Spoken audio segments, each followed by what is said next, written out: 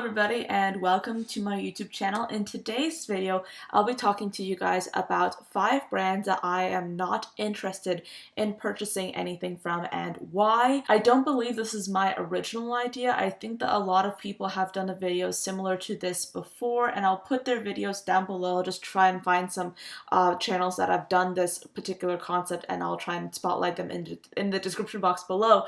But this is basically going to be just me sharing with you guys 5 brands that I may or may not own some things from already, but I'm just not interested in purchasing anything from these brands in the future, so let's just get into it. The first brand that I want to talk about is Jeffree Star Cosmetics. I actually do own one thing from Jeffree Star Cosmetics already. It's a liquid lipstick. It's in the shade Mannequin, I believe. It's a really good formula. I really do like it.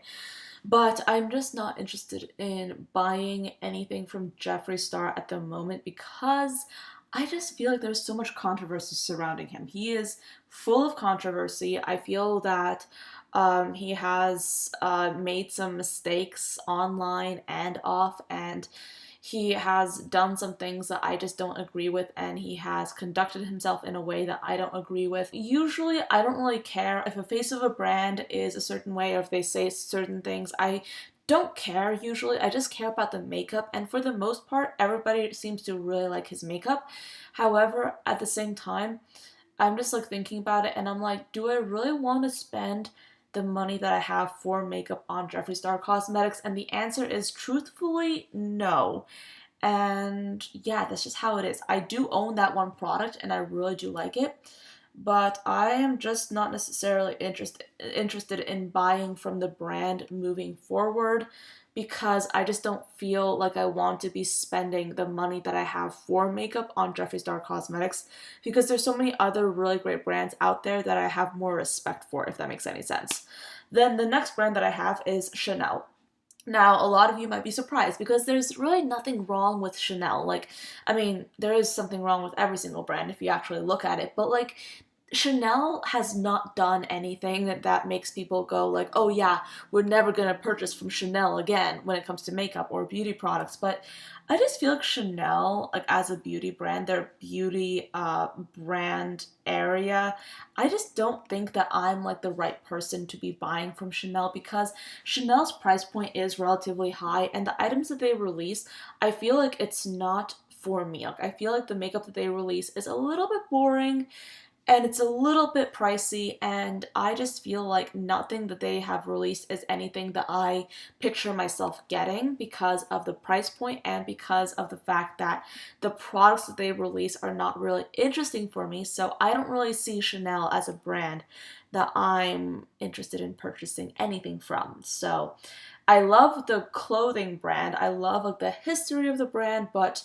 when it comes to their makeup, I'm just not interested.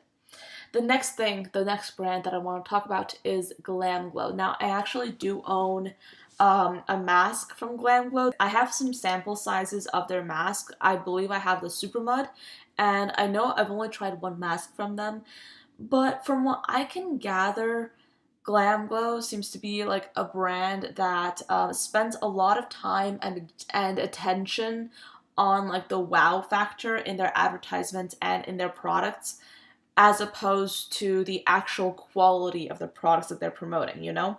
I feel like whatever you get from Glam Glow is going to be like very flashy and really like just Instagram worthy and Snapchat worthy, but I find myself doubting like the actual quality of the products inside. I find myself doubting the ability of the products to perform really well, especially for the prices that they're asking. I mean, I have like masks already that I really do like. I have skincare that I really do like. And that's why whenever I look at Glam Glow, I'm not really interested in anything they have to offer, because I feel that so much of their so much of their skincare really does look quite gimmicky, especially a lot of their masks. And as a result, I'm just not interested in their products, because I feel like the money that you're spending and the mask that you're getting, it's more about the way it looks on you. It's more about having like this like really interesting effect rather than the actual quality of the product. You know, I'd rather have a mask look like just a normal mask and then perform wonderfully than have a mask that looks amazing but just performs subpar. And the mask that I have tried, the Super Mud, it's just not like a mask that really did anything for me, and I really didn't like it. So there's that. The next brand that I'm just not interested in is Benefit. Like, I think that Benefit is a brand that everybody seems to really love and really know about. I myself own one item from Benefit. I believe I did own a concealer. I think I got rid of it. I feel like they're a brand that everybody really likes. And for a time, I feel like I was really interested in some of their face products, but nothing from Benefit really intrigues me. Like, I think that their packaging is interesting, their like aesthetic is interesting, but like their actual product, I'm just not interested in. Like, their eyebrow stuff is what everyone is really obsessed with right now, and I've said this before in videos prior to this, but I don't really buy any brow products anymore because I literally just use an eyeshadow for my brows and that's it. So I'm not really interested in their brow products. And their face products, I mean, I already have so many face products, and what else do they offer? Like, anything else that they offer, I'm just not interested in, and I just don't really want. And that's just why I don't see myself buying from Benefit in the future now or in the future, because I just don't think that they're like an interesting brand for me. I just like something that's a little bit more innovative. Some people really like Benefit, but I just like, I don't really get like the obsession over Benefit. Like, I just don't really love Benefit as a brand. They don't really seem that interesting to me. So most of the items that they come out with, I just gloss over, and I don't really care about. Finally, I want to talk about Bobbi Brown. And a lot of you might be scratching your heads and wondering why. Because the makeup artist Bobbi Brown and the brand that she has created that has her name, they have really been instrumental in the way that we wear makeup today. I actually think it's really worth it to look at Bobbi Brown's history, the history of the company, and the history of its founder, Bobbi Brown herself, because they have both been responsible for really just changing makeup into what we know it as today. Like, the techniques that they used and implemented and the products that they introduced, it's really interesting to look into that and to look into the brand's history. It's really actually fascinating. However, what I look at whenever I buy new makeup is not the history, it's not the founder, it's not the background of it, it's the actual product. And if the actual product is not interesting for me, if I don't like the actual product, I'm not gonna get it, because I have no interest, I have no interest in spending money on a story. I want to spend money on the product. Does that make any sense? So, for me, I look at Bobbi Brown and I see a selection of items that looks really like cool and kind of interesting if you're not me. I want color, I want like pizzazz, I want like kind of like, I want something that's really experimental and out of the box. I want something that's really loud and brash and colorful.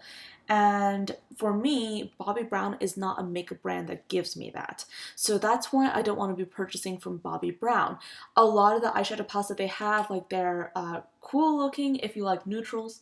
They have some colorful shades, but most of their palettes are consistently neutrals. Another reason that I really don't want to be purchasing from Bobbi Brown is the price point, because it's a little bit up there. Bobbi Brown is something that I consider to be a little bit of a more high-end / luxury brand, and these days I'm not necessarily interested in buying anything luxury, so that's why I tend to stay away from Bobbi Brown.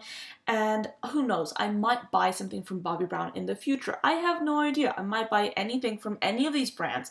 But as of now, I don't look at Bobbi Brown as a brand I'm interested in purchasing anything from, not because I hate Bobbi Brown or because I hate the history. I really do appreciate it. In fact, it's just that Bobbi Brown, when it comes to the products, when it comes to the makeup items, I'm just not interested in getting those makeup products, especially at the prices they're asking for them, which is fine, but I'm just not the right customer for them. So that is the end of this relatively short but sweet video. I hope you guys enjoyed it and found it interesting. Let me know the brands that you're not interested in purchasing from down below, and I'll get back to you. I mean, I just chose like 5 random brands because some of these brands I am not interested in purchasing from for different reasons, and I thought it might be interesting to get into that and to share my opinions with you. So thank you so much for watching. I hope you enjoyed the video, and I'll see you tomorrow. Bye, guys.